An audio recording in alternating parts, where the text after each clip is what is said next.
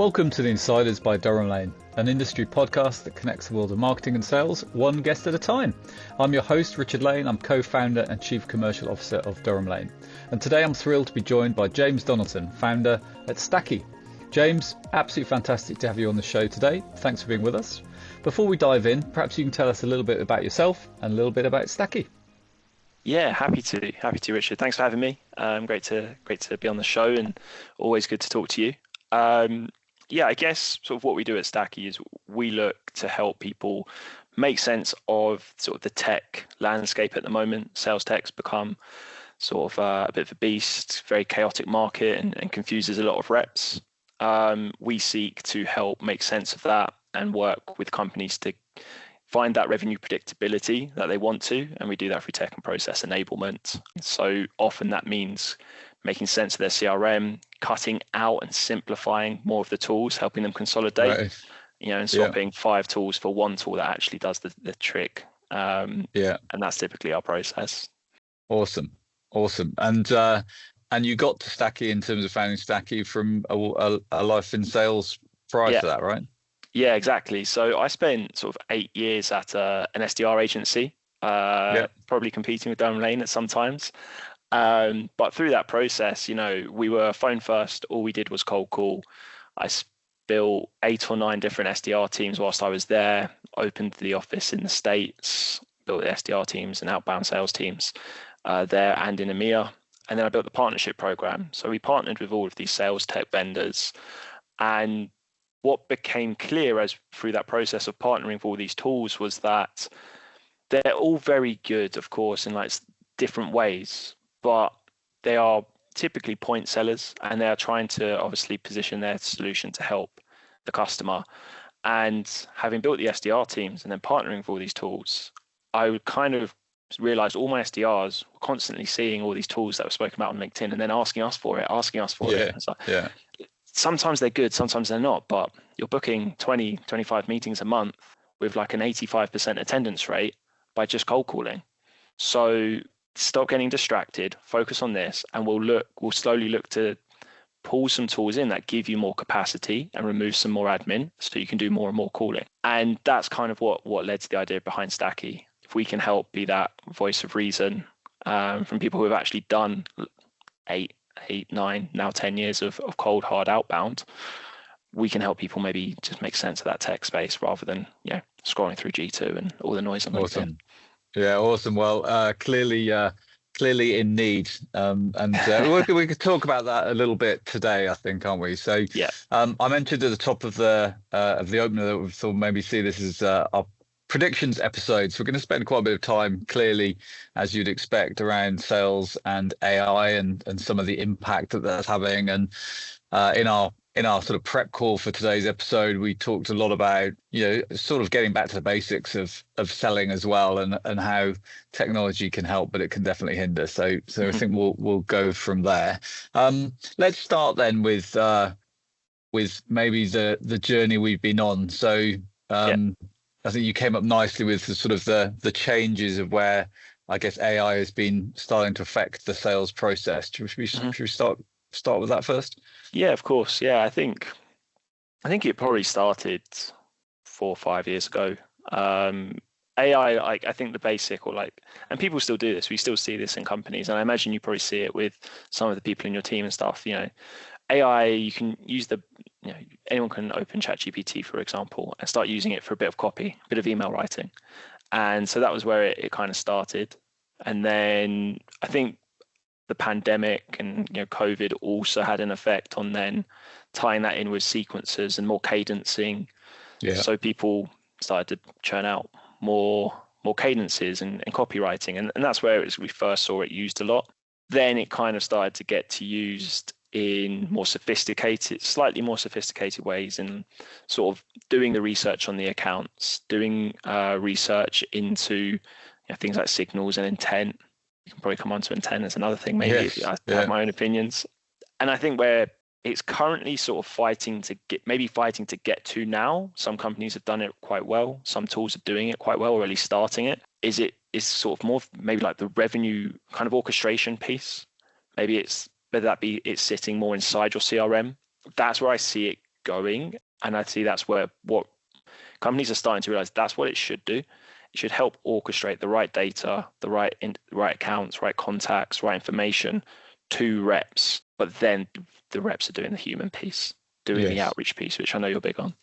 Yeah, absolutely. And I think it's like, I mean, unfortunately I'm old enough to remember the internet coming in, and then also Google. Have you heard of this thing called Google? And now you do a Google search and you get an AI response, because they've built it into their platform as well. And I think the people out there using it in a smart way will be using it to speed up their research ability to find relevant information that allows them to have a constructive, meaningful conversation with a prospect. But it still, for me, comes back to business fit, business value, probably more so than ever. And I guess the bar is becoming higher in terms of what the minimum standard is. That's no bad thing. But I think with the email automation that you talked about prior, there is so much noise in the marketplace. Prospects are harder and harder to reach, so you have to stand out. And I wonder sometimes whether that might just, I take a lot of cold calls, and sometimes it's just tone of voice, that maybe just gets me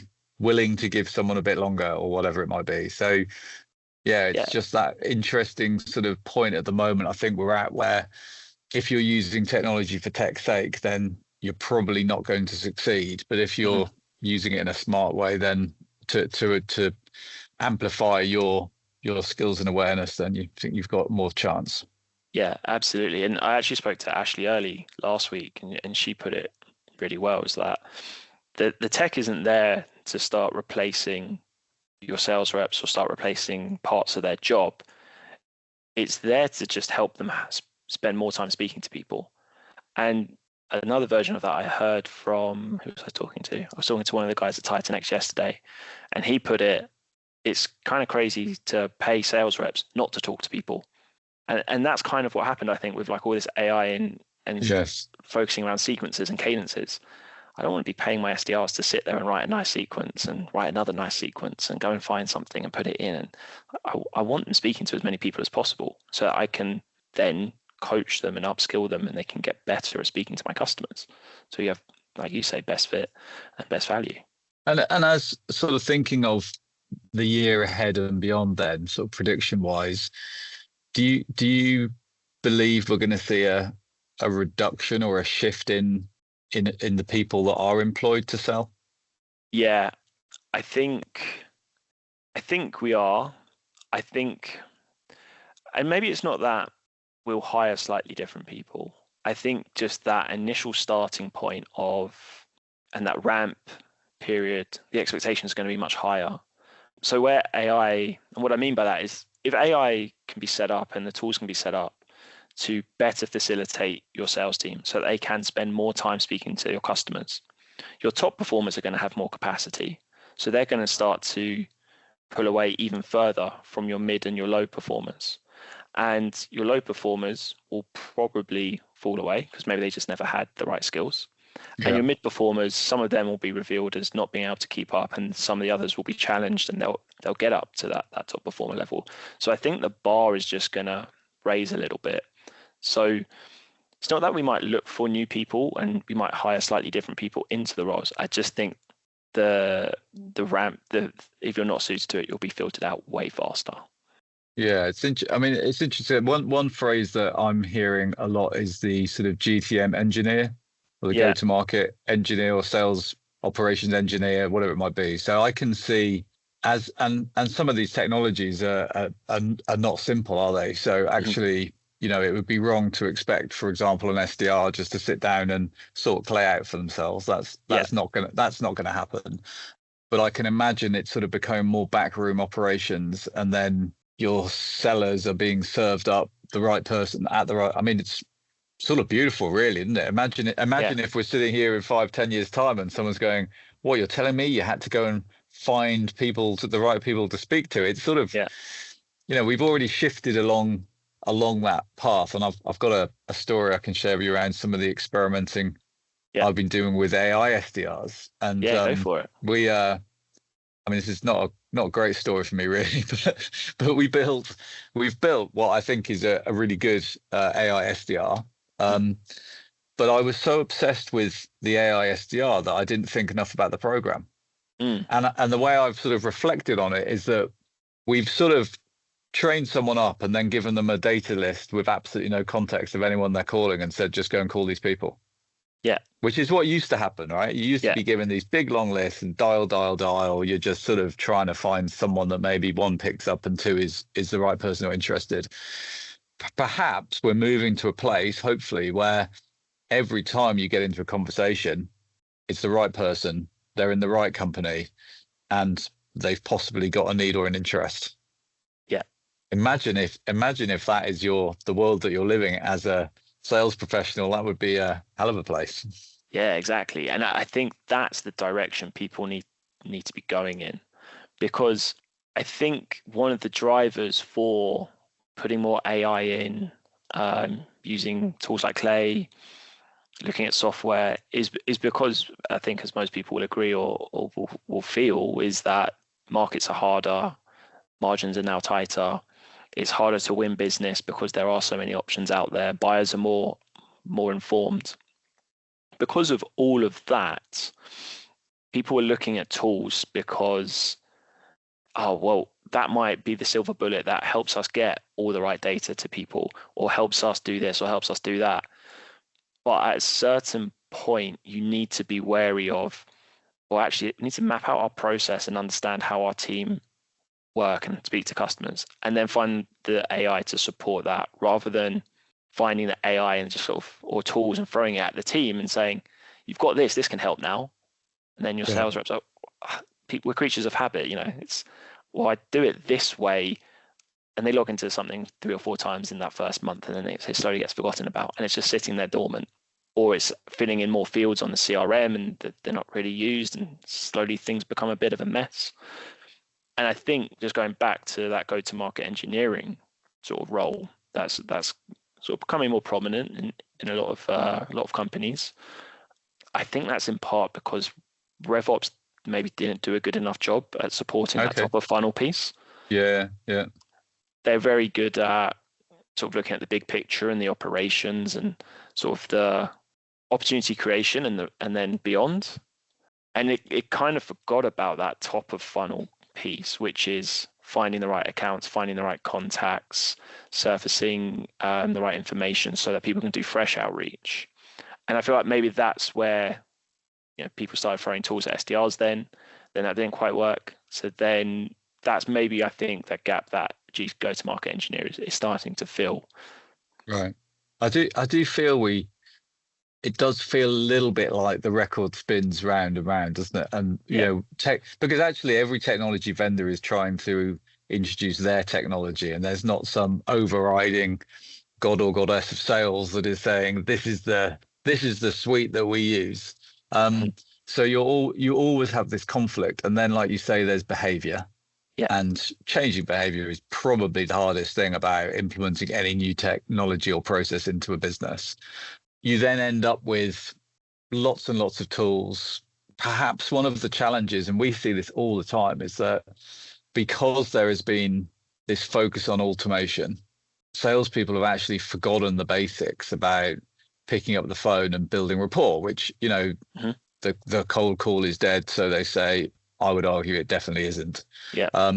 But it comes back to that point around how do we make this a better experience for the seller in serving up the right people at the right time in the right companies. And I was talking to a very, very large enterprise customer of ours just yesterday morning, and they were saying, you can have all the tech you like, but the data is just not where it needs to be.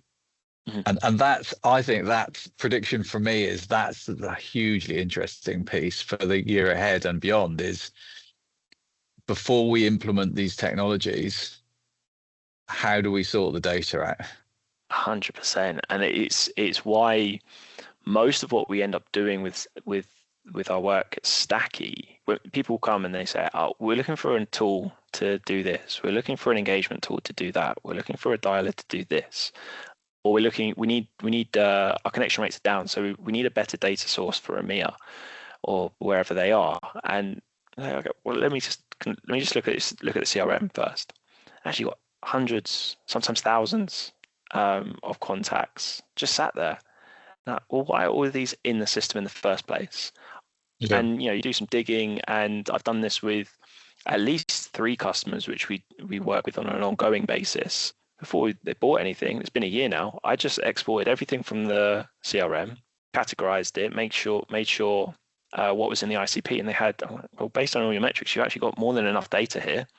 It's just not structured in the right way, and then we just need to enrich a few of the pieces, and what you're paying for already gives you enough credits for that. So actually, it's just about focus and making sense. You're right. It's the data quality. The data quality isn't there. It doesn't really matter what tools you put in on top of that. So I think a lot more what we're seeing, and this I think is starting that move. And one of my predictions that I mentioned to you was that AI is going to start, and the best tools in the next sort of 6 months that people are shifting towards a focus on are the ones that sit inside your CRM and help with data cleansing, enrichment, and servicing that to the reps, so that I know my list of target accounts. I make my notes, I follow up, but there's always going to be like loads of data in different parts that's missed. Maybe companies visit websites, job changes, someone else in my own business spoke to this person 3 months ago or connected with them. And it's what tools can we use that pull all of that together, so that whenever I look at that account, I've got it all in one view, and I can just pick up the phone and refer, and I've got it all on screen. I can see it all. I can refer to it.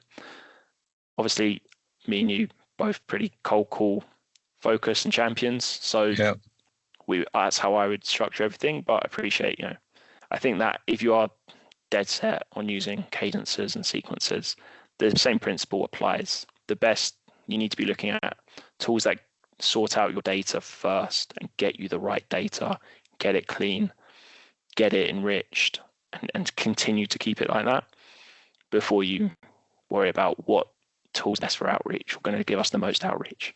Which I think is where it gets interesting, because most of the sales tech companies don't really want to get into a conversation with you about your data.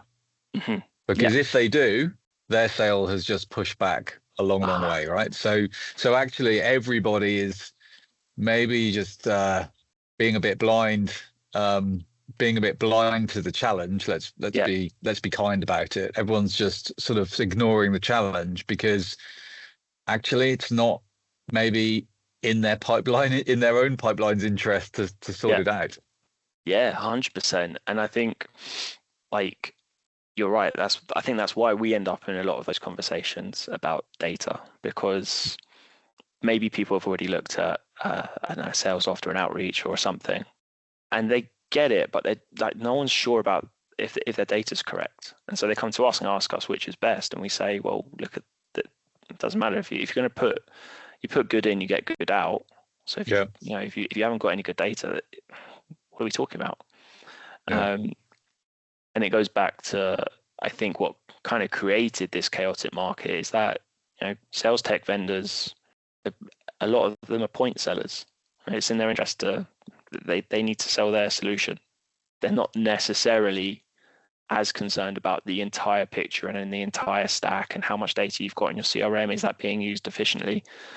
And that's created kind of a lot of the mess we get these days. Yeah, and I think just back to the point you mentioned before, where I'm seeing, I think the best use cases of AI inside some of the sales tech is where it's augmenting my use of a platform or system. So we use HubSpot here at Durham Lane for our own outreach and marketing sales efforts. And now in the reporting, you can click a button that it will build you a summary of what's happening in the chart, or you can ask it to dig and do a bit more of a deeper dive. So that's really valuable. It's got research capability in there, and they're adding these all the time. SalesLoft are adding their own suite of agents, so that and we're a SalesLoft house as well, but they're adding their own suite of agents so that you can get better data enriched and right contact, right company, right time, etc. So that's where it's I think there are some real wins being made. I I do also, though, feel like every time I sit in any sort of a session, I'm being showed these amazing things that we can now do with AI. And I think every tech company has to say they've got AI, otherwise their valuation goes down by X multiple.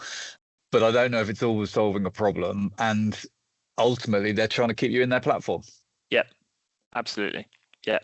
And it's that fine line, I suppose, like on, are they just trying to keep me in their platform, or is this actually going to help me consolidate? And like Gong, for example, just announced that they've acquired Rightbound, which, you know, Gong already does conversation intelligence, forecasting, risk assessments on deals, and they've got Gong Engage. Rightbound now gives them a lot of some of the stuff we just mentioned about looking for the right accounts, looking for the right data, surfacing all of that to your reps so that they have a consistent supply of right fit contacts. And then they've got all the tools within Gong to outreach to them. And they've got the intelligence from any conversations they have fed back to them as well. So that's becoming quite a good, like, all-in-one platform. And I think that's like another prediction. That's the direction for most tools. And I think you're going to see I think companies probably want to commit to, if you want to use sequencing and stuff like that, you should be looking at sort of these all-in-one tools that can do that, but also give good conversation intelligence, which, you know, supports good coaching and stuff like that. Or if you're going to stick with really good cold calling, get something that sits inside your CRM, pulls all the right data to the right list, and just get a really good, reliable dialer. And then just in both those scenarios, you're not buying 15 different tools and then distracting reps, which is what's actually affecting your pipeline. I think my hope is that that's people commit to one of those two paths, and they stick to it. And, you know, eventually, if they need to ramp up a little bit, you fade that in over time, and you speak to someone who can help you do it over time, rather than just throwing everything at the reps. Yeah, absolutely. So coordinated and structured implementation of tools, and keep it simple. And you know, and I think also don't forget the human in this. So I think really it's, how do we put the human at the center of the conversation with the customer? And what are the tools that we can wrap around to facilitate that and have our people speaking to more of the right people more of the time, ideally with a need. So yeah, some great advice there. If you know, just to maybe we'll have some sales and some RevOps leaders listening into us, I'm sure. Some great advice there in terms of things to look out for 2026. I badge this as a predictions episode. We've done a little bit of that sort of, I would say probably we've skirted around it, but what would you be sort of putting on people's radar, particularly from your view of the world and the work you do with your customers? So just on, it kind of links to that previous point. I think if people are looking to consolidate, so they should be looking at which is the best route for us in our go-to-market, and how are we going to do this? Are we going to commit to good data orchestration and revenue orchestration across our CRM, which should be happening anyway, but in a sense of, we're going to commit to that. That's where we're going to focus all of our AI and feed good reps, cold call them, support them, train them. Jerry Hill talks about high challenge, high support. I think that's an excellent way to put it if you're building a cold calling team. And then the other side of, you know, maybe you're going to take a more multi-channel approach, and you're going to go with the Gong example, more consolidated tool, but you can still sequence and stuff. In both those scenarios, I think what people should be looking at, and RevOps teams should really be considering, is how do I give managers and leaders all the right insights before they turn up to their one-to-one with their reps, before they turn up to coaching sessions with their reps? How do I give them one clean dashboard with all the relevant metrics? Because through all of the stuff we've just kind of spoken about, it's the managers and staff who end up just not really knowing what they should be helping their teams with.